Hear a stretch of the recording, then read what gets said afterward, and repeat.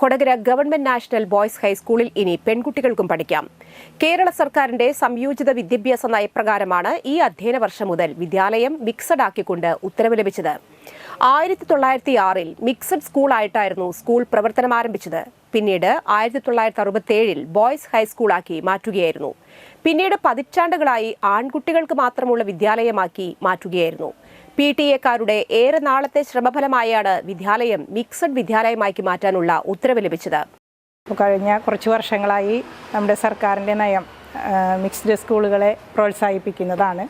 അപ്പോൾ അതിൻ്റെ ഭാഗമായിട്ട് ഇവിടുത്തെ PTA 2023-24 അധ്യയന വർഷത്തിൽ തന്നെ കഴിഞ്ഞ അധ്യയന വർഷം പെൺകുട്ടികൾക്ക് കൂടി അഡ്മിഷൻ കൊടുക്കുന്നതിന് വേണ്ടിയിട്ടുള്ള അപേക്ഷകൾ നമ്മൾ സർക്കാരിലേക്ക് സമർപ്പിച്ചിരുന്നു.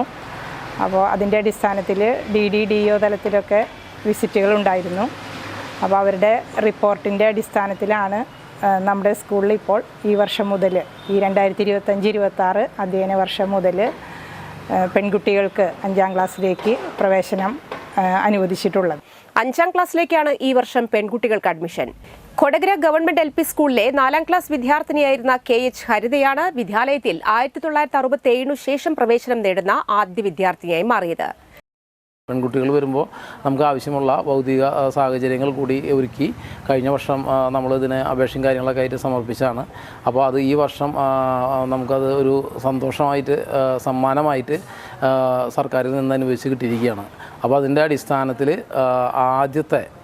ആദ്യത്തെ ഒരു അഡ്മിഷൻ ഹരിത KH എന്ന് പറയുന്ന ഒരു മിടുക്കി കുട്ടി ഇന്ന് ഇവിടെ അഡ്മിഷൻ നേടിയിരിക്കുകയാണ്.